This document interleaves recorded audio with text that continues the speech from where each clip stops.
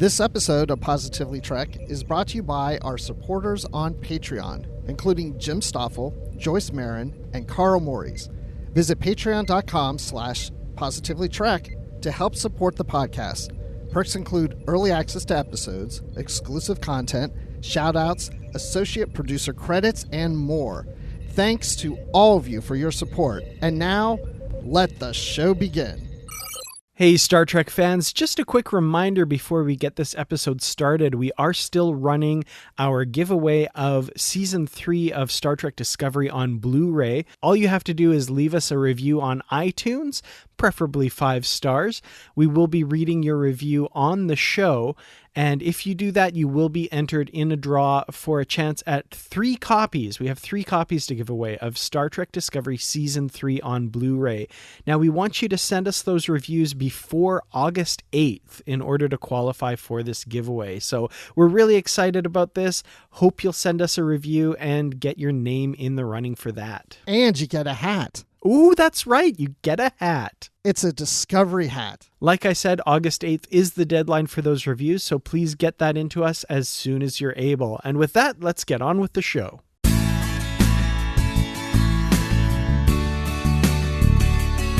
Wow, Bruce, I tell ya, I have been on the road for a week, and I'm home for a couple days to stop and relax.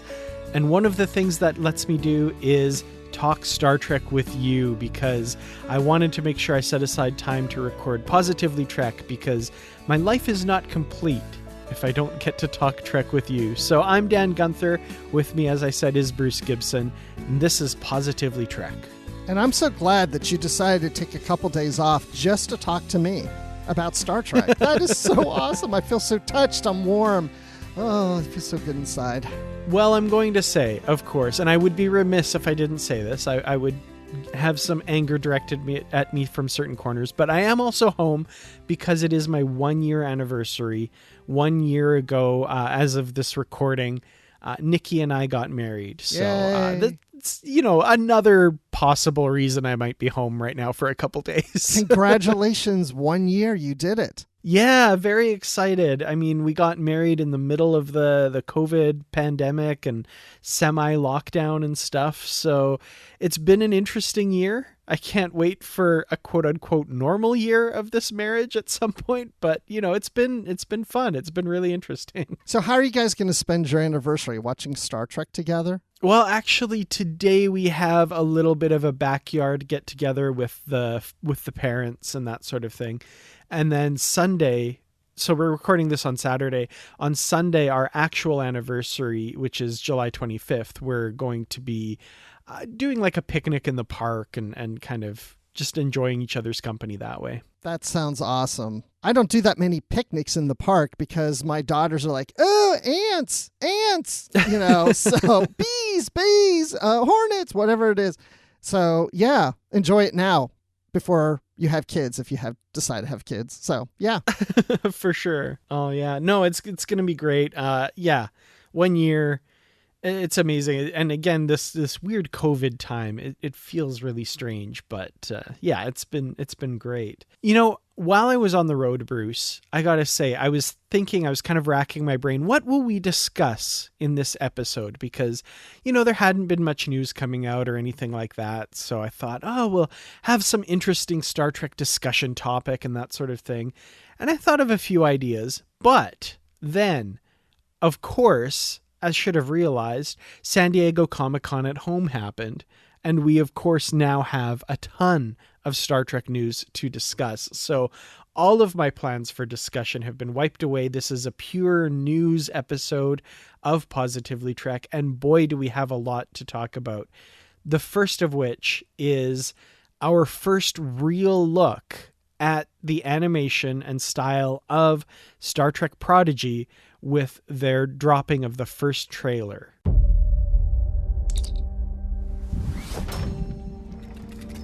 No one shall escape. I'm getting out of here to a better life. You're the only one who still thinks he can. What will happen if they catch us? Like it or not, you're stuck with me. I tried to save you. And now we can save each other. What is all of this? Our ticket out of here. We've only just begun. There are a lot more stars than I thought. Bruce, have you had a chance to watch this trailer? I have watched it a few times. I didn't get to watch the panel live as it aired, even though it wasn't really live. It was pre-recorded, but a meeting got scheduled during that time, and I'm like, sure, schedule a meeting during Comic-Con. What's wrong with you people? But I watched the panel later on YouTube, and I got to see the trailer. Excellent. Yeah, and it's beautiful. I mean, the stills that we've gotten from the show so far, we knew this was going to be a gorgeous show, but we get to actually hear the voices of some of these characters and see some of the animation. And it looks like this character Dahl is kind of going to be a bit of the motivator for the action on the show, as it seems that he's the one that's really eager to get off of this mining planet and get away and off into space and stuff. So we see a bit from his character. We get kind of basically one or two lines from every one of the main characters at one point. Were there any that kind of jumped out at you that you were really surprised about or really interested in from this trailer? Murph. Definitely. Yes. The way Murph talks. And on the panel, if you haven't seen it, they're all on YouTube, but it's D. Bradley Baker making all these weird sounds. There's no real English dialogue of any kind happening here. It's just like that. I was like, wow, what a fun job that is. You just go in the studio making sounds. And you know what? You could have some really gaseous foods that day and no one would even notice. It's just part of the performance. Absolutely. Now, I heard something, and again, I didn't get a chance to watch the panels. I was unfortunately on the road the whole time, but I've heard that might be something that kind of evolves over the course of the series. Like his understandability there might be some kind of evolution towards better being able to understand him. Probably. I don't remember that part. If it was said, I can't remember what it was said about that because, I was still working. So there's times I missed little things, right. Maybe, as I was working and trying to watch this at the same time. But that would make sense, right? Because you'd have universal translators. Yeah, that makes sense for sure.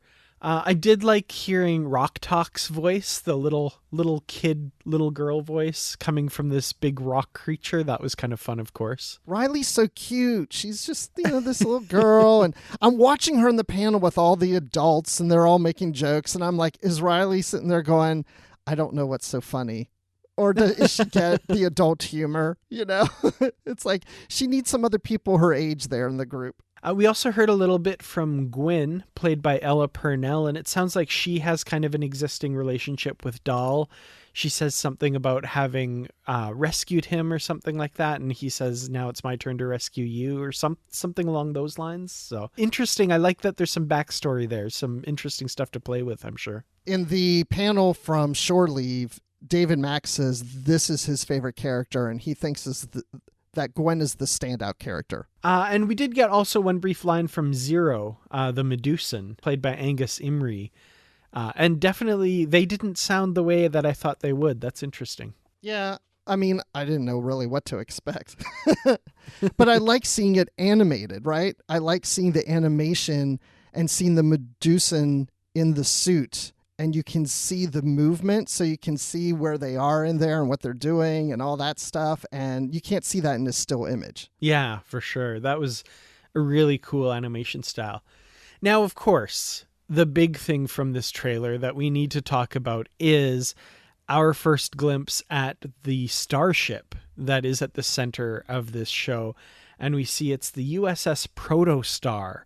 NX 76884 crashed on a planet, and it seems that these kids, or Dahl, finds the ship and he says that it's their ticket out of there.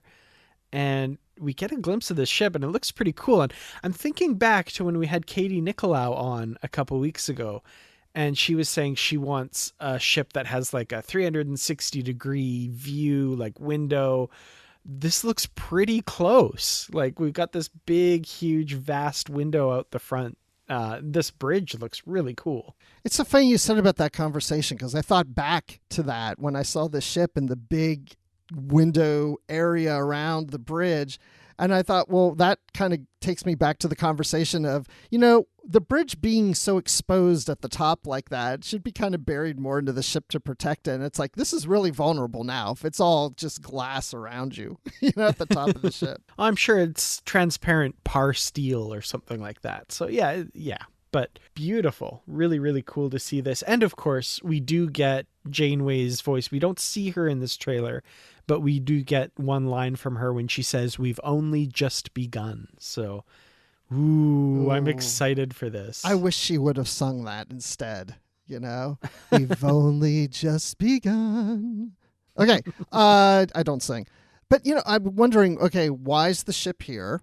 Is it because it was using slipstream technology? Where's the crew of the ship? I mean, this is all stuff we knew ahead of time of the trailer, but it just makes me think about it even more. The Tellarite. Tellarites are in the Alpha Quadrant. What's this guy doing in the Delta Quadrant? And on the panel, they were talking about how they had to speak Klingon at one point. They were talking about how they had to practice. I'm like, why would you be in the Delta Quadrant trying to speak Klingon? Interesting. I'm so curious, how all this fits together. Yeah. Not to mention that Medusans and Brykars, if they're going with the Litverse version of Brykars, are from the Alpha Quadrant as well. Yeah. Yeah. So what are they all doing there? Interesting. Yeah. Now, I had a couple thoughts watching this trailer, and the first one, which I don't think makes a lot of sense, but in Voyager, the Admiral, when they do finally make contact with Voyager, the Admiral says, "We're sending 2 high-speed warp ships on a direct course to you. They should rendezvous with you in 5 to 10 years or something like that." This could be one of those, but if that's the case, why would there be a hologram of Janeway aboard? That really doesn't make sense. What I think this might be is some sort of exploration effort sent to the Delta Quadrant after Voyager came home. Maybe, like you say, via slipstream or something like that. As far as what happened to the crew, I'm hoping that gets answered in the show. I'm sure it will in some way, shape, or form, but that's my guess, is this was some ship that was sent to the Delta Quadrant after Voyager came home. Like we saw in Short Treks, we saw the Discovery in the future, and we're just like, what's it doing there? Where's the crew? They should have put the Discovery in this, too. Oh, man. Can you imagine if it was the Discovery that he found in this trailer, and that's the... Oh, man. I would really wonder what the reaction to that would be. At some point, the Discovery will appear in every Star Trek series. I love it. I love it. Let's make it so. Yeah. But, we still didn't get a date. No, what that's is the true. deal? I mean, we're at the end of July. We know this is coming, in the next couple months at least, right? I mean, yeah. Why no date? Yeah, that's a good question. I haven't heard any rumblings of even other than in 2021, even kind of a rough estimate. I haven't heard anything. So hopefully we find that out soon. I also really hope it's not a drop the entire season on one day, because I don't want that. I really hope that's not the case. I don't think so, because they haven't been doing that, and because it'll be on the Nickelodeon cable network, and that will be weekly. So yeah. I don't know, but I feel like I need to go to Paramount Plus right now and just look, because for all I know, the episode's there, and they just haven't told us. Since they're not telling us a date, it just may magically appear someday. You never know. Absolutely. Well, as far as a Star Trek animated series goes that we do know the date for, we got a new trailer for Season 2 of Star Trek Lower Decks. Wow, would you look at that? A view like this makes you realize it doesn't matter what deck you work on. We're all in it together. And they left us. How much oxygen do we have? A lot, a little, ballpark? Good morning, Cerritos! All right! Lieutenant Kayshawn, welcome to the Cerritos. Rapungi, when he joined the Seven. Computer, ramming speed! This could be your year to get promoted. That what it takes? Yes! Okie dokie. Only thing missing is Boimler. Think of all the fun adventures he's going on. Oh, God. Get him out of there.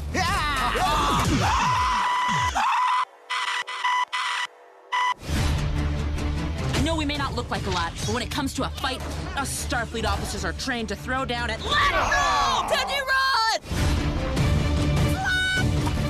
I mean, who among us hasn't been pooped out by an alien creature? It is not... Don't touch me! Oh, crap, it's the evil computer. Friend, I'm worried about you. My scans indicate you could lose a couple pounds. Excuse me? Our ship might not be the biggest. Oh, and we might do the missions nobody else wants. Come on, you've been in tougher spots than this. Thanks, Tom Paris. I am a little worried about the fumes in here, though. You know, since you're talking to a plate. But we are still Starfleet. The Ferengi got everyone else. It's up to you guys. If only we had special powers. We do. Maybe not here, but here. Our skin! Our brains. It's our brains. Brains are inside of our skin. There's a team waiting to take me to the brig, isn't there? You know me so well. Love you, Mom! Love you too. Never disobey me again. I do what I want! I'm just going to go through and talk about some of my favorite parts from the trailer and some of the revelations for season 2. First of all, a Temerian security officer. There's those guys that speak only in metaphor. It turns out that Shax's replacement is a member of that species. And when he comes on the bridge and everybody just looks at him like, what? This is going to be a lot of fun. Oh, man. That made me so happy. There's so many opportunities to just have people all confused based on what he's saying. Yeah, absolutely. So things that we glean from the trailer, it looks like, of course, that the start of the season will see Boimler separated from the Cerritos, still on the Titan. But it looks like that at some point he goes back and rejoins the Cerritos because we see him back in that uniform and back aboard with his crewmates there. Yes. So, yeah, and it's not a big surprise. We had to get him back with everybody, right? We couldn't keep him on the Titan forever. But then the Titan has a first officer, and it's not Christine Vale from the novels. The first officer, I guess, is an Orion. She's green. I don't know. But she's played by Vanessa Marshall, who plays Hera Syndulla on Star Wars Rebels. Oh, I was like, I recognize that name, and I didn't look into it. That's who is cool. Also green. There you go. Yeah. So yeah, Vanessa Marshall's part of the Star Trek family now. I got to host a panel with her as a surprise guest at DragonCon a couple years ago. She's a very, very nice person. Oh, that's wonderful. Yeah, that's really cool. We also see that Dr. Miglimo, the ship's therapist, returns at one point, played by Paul F. Tompkins there. So it's good to see him back. I hope he has a bigger role because he was a lot of fun for sure. Yes, I'm looking forward to seeing him again because I now know his voice from the podcast. Lots of alien races showing up, of course. We even have the alien race from the animated series BEM. We see one of them show up at one point, and then we have apparently the crystalline entity, or at least a crystalline entity. We have the Packleds, of course, and Nausicaans, and all kinds of different species and stuff. And we have Jeffrey Combs back. He's in everything. Jeffrey Combs is the voice of the evil computer. Oh my gosh, I missed that. That's amazing. Yeah. They had to work him in. They mentioned that on the panel too. They had to get Jeffrey Combs on the show. Oh my God. I am so happy. I had no idea. I'm just like, wow. Okay, cool. That's amazing. So favorite parts from the trailer, I have to say, I don't know, like it made me crack up every time I watch this when Boimler is screaming as he's getting beamed up and his voice is like phasing in and as he's like, except it's like 10 times higher pitched because, you know, Boimler's scream, right? Yeah. I love that. That's what I was going to say is my favorite part. It makes me laugh every time when he's beaming in because it's such a Boimler moment. It's so good. And of course his captain, Riker, and the rest of the crew are standing there watching all of this. So yeah, he can't be not embarrassed at some point. No. And the other thing I like is the Tom Paris plate. Yes. Like, what is up with that? Okay, we're going to get to that because there's some really crazy news around that as well. So, first of all, Tom Paris, Robert Duncan McNeil guesting on the show as the Tom Paris commemorative plate, I guess, because right. As he says, he's worried about the fumes in here because you're talking to a plate. Boimler is kind of losing it, speaking to his Tom Paris plate. But this is wild. So this was, of course, influenced by the fact that, that was a line of products that were put out, these Star Trek commemorative plates with various characters. And Mike McMahon thought that was just such a funny thing. He's like, I'm going to work this into the show. Now they actually are going to be selling this Tom Paris commemorative plate because of what's happening in the show. And I loved Mike McMahon's tweet about this, where he was basically saying, like, what is my life? Like, what is happening? And I love that. That's so crazy. I've never bought any of these plates, but this is one I would definitely consider. Especially if it talks. Oh, man. Yeah. I've gotten one in my life as a gift, and it just stayed in its box somewhere. Like I was kind of like the same.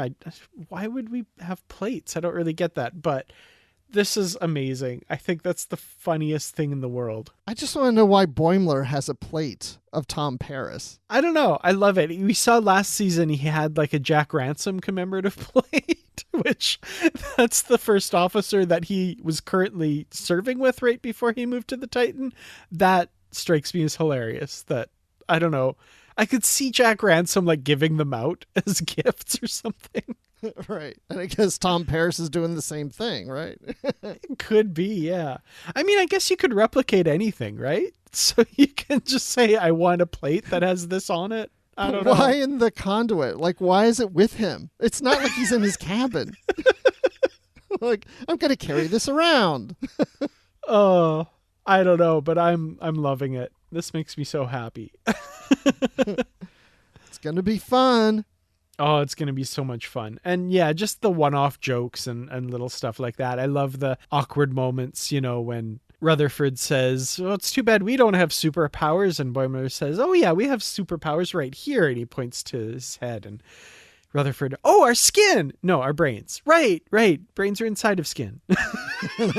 Right. Yeah. Same thing. Yeah, sure.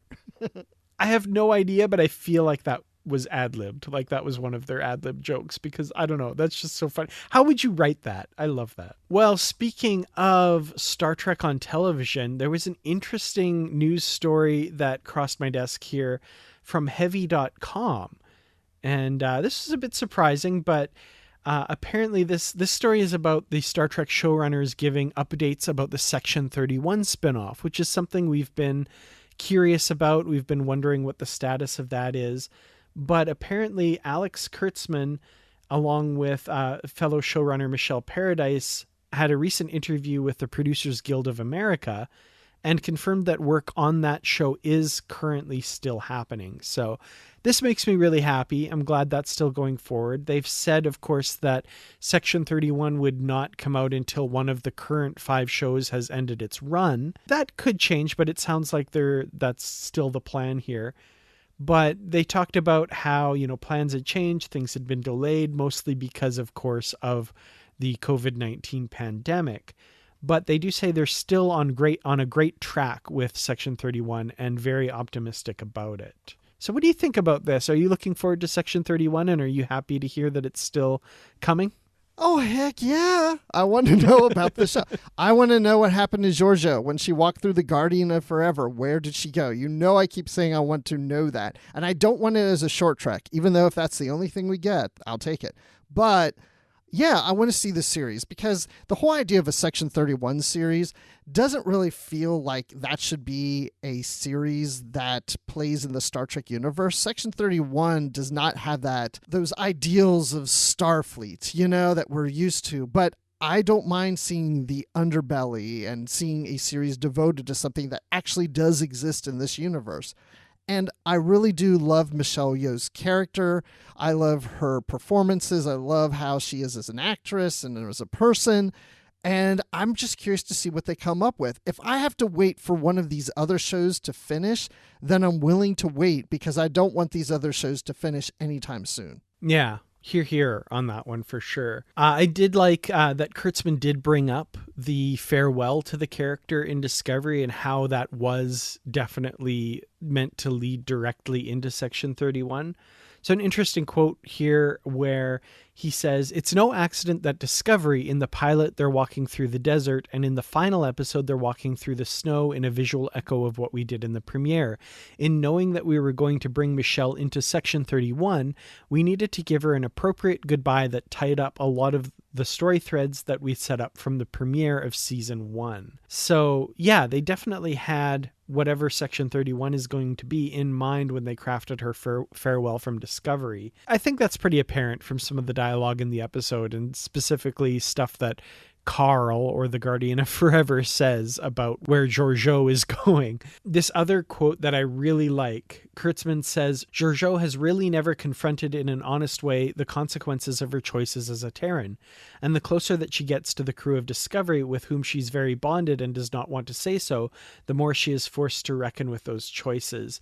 And it sounds like those choices are going to follow her into the Section 31 show. So we saw a bit of redemption for her in Discovery, but that journey isn't complete yet. She's not like off scot-free on all this stuff. So I like that. I like that those choices are going to be confronted a bit more. Yeah, we get to continue her journey and see her grow as a character on this new series. So yeah, again, I'm just curious how they handle Section 31. What is her role in it? Is she still a member of Section 31? Is she trying to take down Section 31? I mean, we can just assume that she's just serving under them, but it doesn't mean that she's agreeing with them. She may be trying to take them down, which is why by the 24th century, no one really knows that much about them. I wonder, yeah, I could see them doing that where Section 31 evolves into what we see in the 24th century, like you say, and they could really, you know, a lot of people viewed that as a mistake, having them kind of all out in the open when later on they're more secretive. That could actually be very much a part of the story. And it could be that they even go against her because she is from the mirror universe, and they start to realize that she's a threat, or their universe is a threat. And they're trying to get things out of her, which she turns on them because they turned on her. There's all kinds of things you could play with that. And I'm curious to see how they do that. It sounds like we're going to have to wait a while. And like you said, I kind of hope we have to wait a while because the current shows that are going on, I don't really want to see end anytime soon. You know, Discovery's going into its 4th season. We've heard rumblings that they're already approved for a 5th season. Don't know how true those are, but that's certainly something we've heard. Picard, we know they've planned for 3 seasons from the beginning. Hopefully they get those 3 seasons. I think that might be it for Picard because it sounds like that's all that the plan was. But, you know, if season 2 and 3 are really great for Picard, they could go on longer too. So, you know, who knows? Well, yeah, because Patrick Stewart is now an android. He could keep doing that show forever now. Exactly, yeah. I mean, because if you're going to make his character an android of the show, that must mean he is one real life too. Yeah, of course. You know? Absolutely. Because the characters and the actors are always the same. It amazes me how many times I've heard actors say that play like a villain in a movie or a show, how people in public will get mad at them and yell at them as if they are that character. And it's like, can you not separate fact from fiction? Like even networks will get letters from people like, you know, you need to fire him. It's like he's playing a character. He is not that person. Yeah. Oh, the most recent one, of course, was the new Captain America from Falcon and the Winter Soldier. I guess he got a lot of grief from fans who can't separate fantasy and reality. And the one that I remember from way back when was the guy who, I can't remember the character's name or the actor's name off the top of my head, but he played the EPA guy in Ghostbusters, the original 80s movie that was trying to get them shut down. Yeah. Apparently people hated that guy and would like yell at him on the streets and stuff. And I'm sure he's a perfectly nice guy. Like he's just an actor. Well, this is old school, but I recently heard about the guy that in Little House on the Prairie at the very last episode where I guess spoiler alert, even though it was in the early 80s, mid 80s, but he comes to take over the town. That's what I'll say. I won't give anything away. But he comes to take the town away, take Walnut Grove away from everybody on that show. People hated the actor in public. They would say things to him and yell at him. And then he became a spokesman for a grocery store, for a Pathmark grocery store. And this is like a decade or so later, and the grocery chain was getting all these angry letters of how dare you have the man that took over Walnut Grove speak for the grocery store chain. Oh my goodness. Part of me loves that, but like most of me just shakes my head. But amazingly, he personally wrote back to all those people because he felt that much responsible. Like, I want to speak to these people, and he basically calmed them down. So but poor Michelle Yeoh may have to do this someday. Maybe we should write an angry letter to her and she'll write us back and calm us down. That would be great. Well, if you don't have time to write your favorite Star Trek actors or favorite Star Trek villains a letter, you can see some live in person at conventions, which are gearing up once again as we hopefully continue to move past the COVID-19 pandemic and find our way out of this situation. And of course, after STLV, which happens in a few weeks, the next big convention, which is now the official Star Trek convention, is Mission Chicago, taking place in Chicago, April 8th to 10th of next year. And they've just recently announced new ticketing options for the show. And this sounds interesting. So this is one I don't know if I'll be able to go to, but I would love to. We have 3-day general admission tickets going on sale for $155. This gets you admission to all 3 days of the events and a general admission level. $155 for all 3 days general admission sounds pretty good to me. Yeah, that's really good. I know from going to Star Wars Celebration, that's about in line with that. And Repop, who does those conventions, is doing this one. Star Trek Las Vegas and now the 55-year mission, those prices are almost double that amount for a convention. Of course, theirs is a little longer, usually 5 days, and there's hundreds of celebrities and stuff there, which right now we're only gotten 3 celebrities from Star Trek announced to be at this show. I'm sure there's more to come, but $155 for 3 days is a good deal. Yeah, absolutely. And yeah, like you said, there'll be definitely more guests announced as we get closer, for sure. Star Trek Las Vegas, by the way, I notice I haven't been keeping a close eye on it because I'm not planning on going, but I've been noticing a lot of cancellations from various guests as well. I think the latest one that came out was Sonequa Martin Green is not able to make it now for the convention. And I know there's been some rumblings online of very disappointed fans and stuff. So, hopefully that one can still be a really good show. And hopefully this show next year also gets a lot more guests as well. I wondered about that, the show being in Las Vegas, if some of these people would start coming out and saying, I'm not coming now because of COVID, the Delta variant. And I don't know what Sonequa Martin Green's reason is. It may have nothing to do with that, but it wouldn't surprise me if some people are like, I don't know. Because honestly, I have a convention in my own field for my job coming up in early October. Originally, I was like, okay, yeah, it'll be my first trip since COVID. And now I'm really starting to get to the point I was like, I don't know if I really want to go because the Delta variant. And even though I'm vaccinated, well, I'll call it out.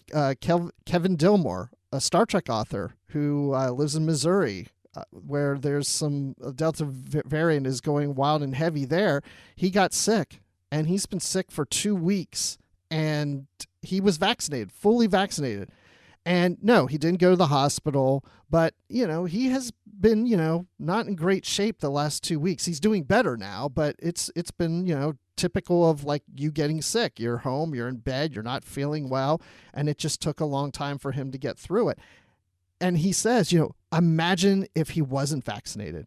I mean, that's scary because as much as he feels bad now, imagine if he wasn't vaccinated. He probably would have been in the hospital. Absolutely, yeah. Yeah, it's scary, and it's still an ongoing concern and is still happening. And I definitely don't want to downplay that at all. So people, please make the best choices you can for your own self-interests. I can't tell you what to do, but I don't plan to go to STLV this year for a number of reasons, one of which, of course, is the COVID-19 pandemic. And I don't know, you have to make your own choices for yourself. But I know where my personal choices are directing me. So yeah, and I've heard some people say who are going to the convention in Las Vegas, well, I am planning to wear a mask. Oh, I'm planning not to be going to so many social things. And it's like, okay, I get that. And that's also one of the reasons now I'm kind of glad I'm not going, because that just doesn't sound like a fun convention to me. Like not just wearing a mask, but people feeling like they have to keep distance and maybe not attend big social things. And it's like, and like you said, celebrities are canceling. It's like, I'm sure people are going to have fun, but it just wouldn't be the same to me. Well, hopefully by April of next year, the 55-year mission, it looks a little bit more optimistic, hopefully. Yes, and I will be there. 80% chance I'm going. It actually occurs at the end of my youngest daughter's spring break. She wants to go to Chicago. My wife says she'll go to Chicago. My other daughter's in college. She won't be able to go, but they've already said they'll go. I don't know if they want to go to the convention. I don't think so. But the fact that they want to go to Chicago, more than likely I'm going to go. Well, if you do go, and it sounds pretty optimistic, if you decide to get the $750 VIP access badge, this is what you'll get. So you get 1 hour early priority 1 access to the show floor on Friday, Saturday, and Sunday, reserved seating for all panels on the main stage, presumably in a section closer than general admission, priority 1 access lines for select show features, autographs, photo opportunities, and at the show store, 10% discount off of all of the Mission Chicago branded merchandise at the official store all weekend long, early access to pre-sale tickets for exclusive events, early access to pre-sale autographs and photo ops, exclusive access merchandise including a shopping bag, an access badge, a lanyard, an embroidered patch, and a pin. So if you feel like all of that is worth the extra cost, the extra $595 above the regular 3-day admission, then that's what you'll get. There are also single day tickets, which look to be very affordable as well. So 1-day tickets are $65, and that's for Friday, Saturday, or Sunday. And for kids under 12, it's only $35 for a 1-day ticket. Not bad, not bad. I like that pricing. Like that feels like I'm not being put out too much, if that makes sense. Yeah, I mean, especially if you're going 1 day, $65, or if you have kids 12 and under, or kids under 12, I should say, $35. That's not bad. No, all these are good. I mean, the VIP's, pretty pricey, but you get all those perks. If those are important to you, then it's still a good deal, So I'm looking forward to this. I'm just really excited. I hope this all works out, and COVID's not as big of a thing, or that we can just go and have a great time. So, like we said, there are 3 guests currently announced. So just recently announced were Kate Mulgrew and Michelle Hurd. So, of course, Janeway from Voyager and Prodigy, and Michelle Hurd, Raffi Musiker from Star Trek Picard. They're joining Will Wheaton, who was announced back in April as the first guest, who is, of course, Wesley Crusher from Star Trek The Next Generation. So, yeah, very excited. I'm sure, like we said, there'll be many more guests announced, but really looking forward to seeing this come together and see how Reed Pop's first Mission Chicago for Star Trek goes. By the way, I just thought I should mention that it looks like I will be attending Dragon Con the week of Labor Day weekend in Atlanta. Not for the full show, probably just going to be there a day, because my daughter really wants to go. She's cosplaying. She's got something special that she wants to do there. And so if anybody wants to, just meet up, just let me know. But I don't know which day I'm going to go, but it looks like I will be going down for a day. And I heard just last night, as of this recording, that William Shatner will be at Dragon Con this year. Well, someday I would love to come to Dragon Con. It's definitely on my bucket list. I haven't made it yet, but someday I'd love to show up there.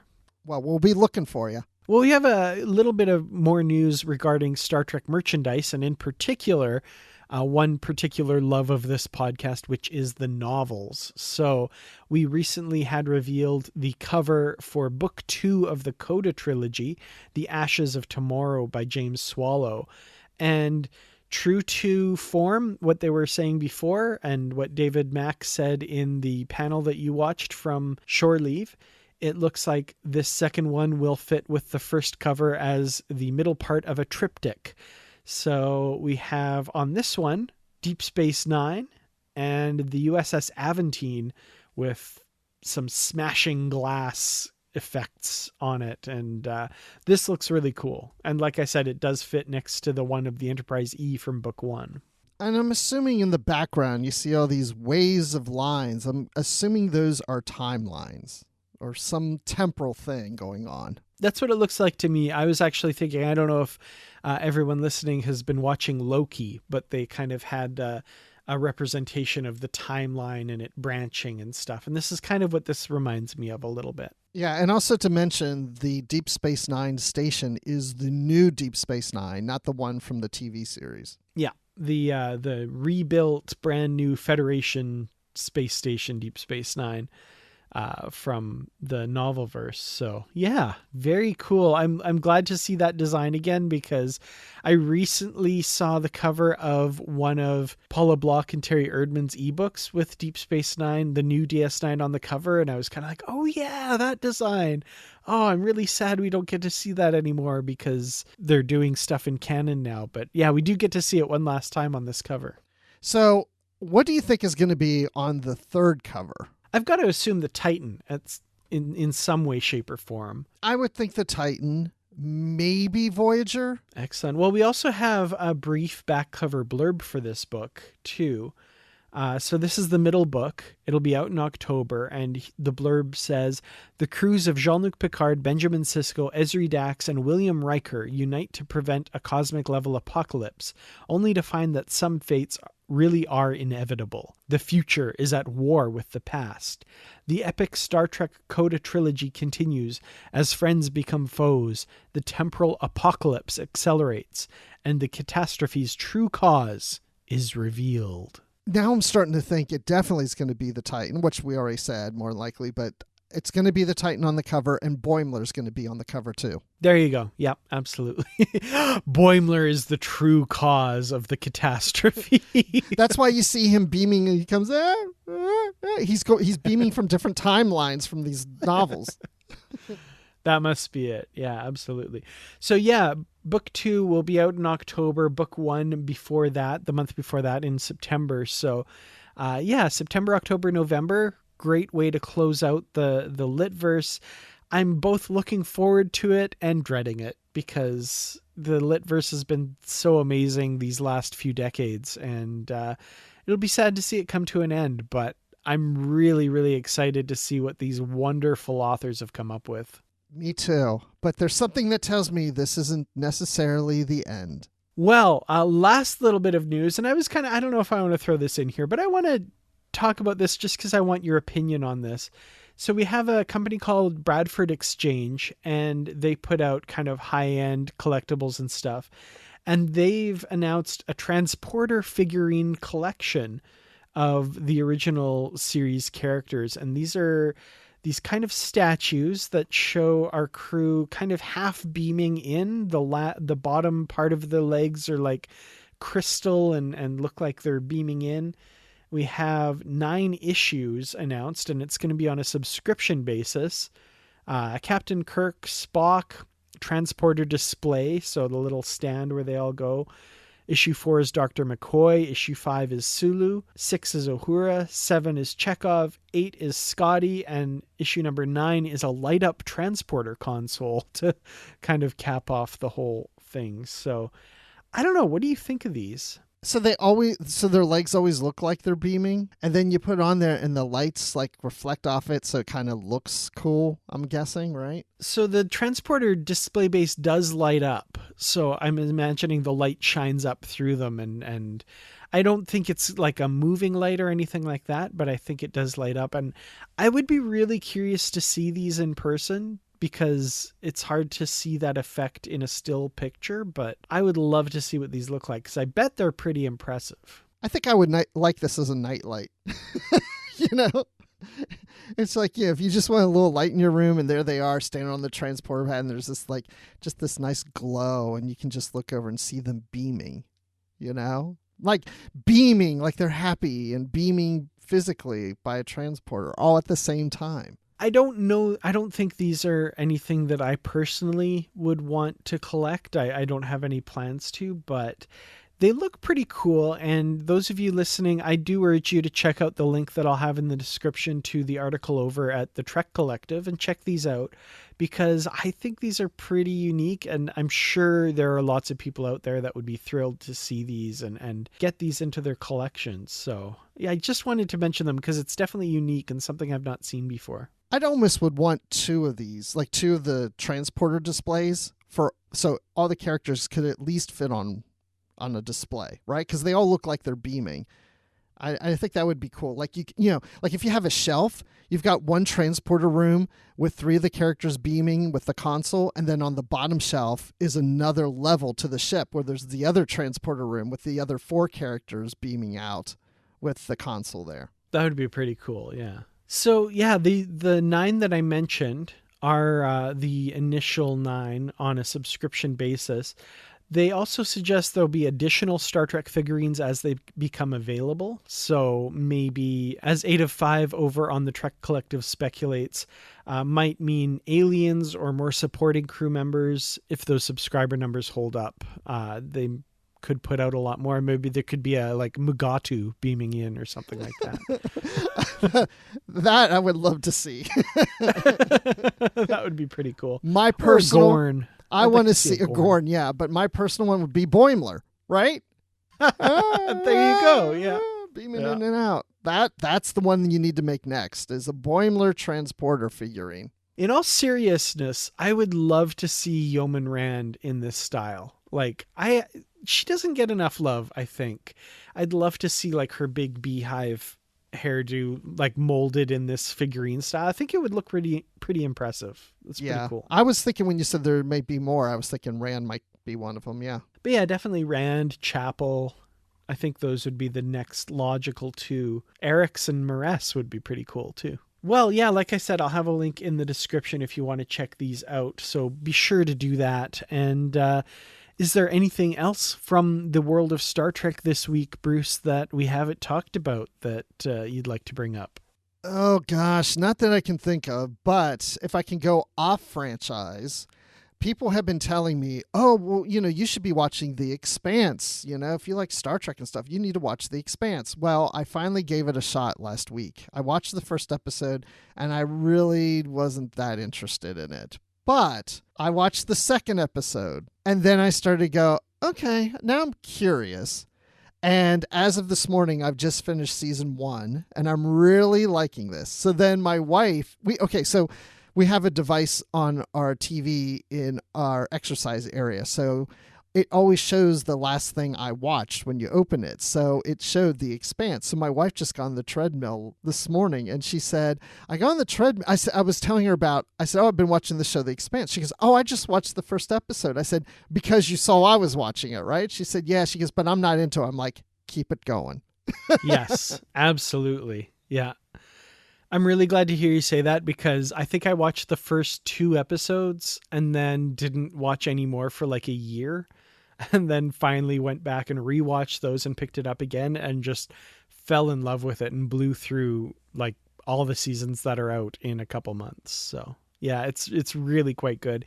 And each season too, it really becomes very different. It really evolves. So. Well, I'm looking forward to it. Yeah. So yeah, I just wanted to mention that, because if anybody's like me that just, hasn't checked it out and then decides to, and it's like, just keep with it for a few episodes. And if you're not into it after a few episodes, then it maybe not be for you, but I'm really liking it. Awesome. Oh, I'm really happy to hear that. Well, when you're not enjoying The Expanse, where can people find you online? I'm on Twitter at Admiral_Rex, and I'm on the Star Wars Report podcast, and we're wrapping up our final 30 episodes because we're going to shut the podcast down. But I'm still playing with the idea that maybe we'll continue it on as something a little different when it ends. I don't know. We're still figuring that out, but we've got several months to figure that out. And then I've been occasionally on Literary Treks because I can't stop reading Star Trek books for some weird reason. So that's where I am. Well, you can find me online on Twitter at Kertrats. That's Kertrats. YouTube.com/Kertrats Productions.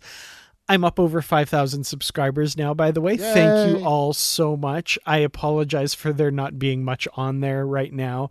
I'm so flippin' busy with this current job that I have going on, which might also mean I'm not sure exactly what the next few weeks of this podcast will look like, but we'll keep you updated.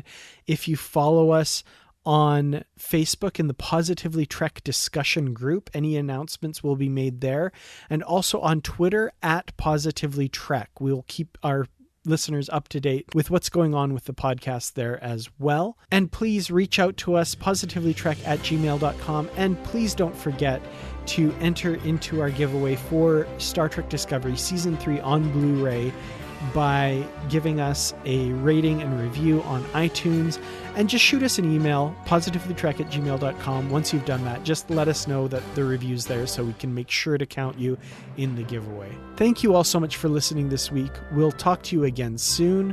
Until then, as always, stay positive.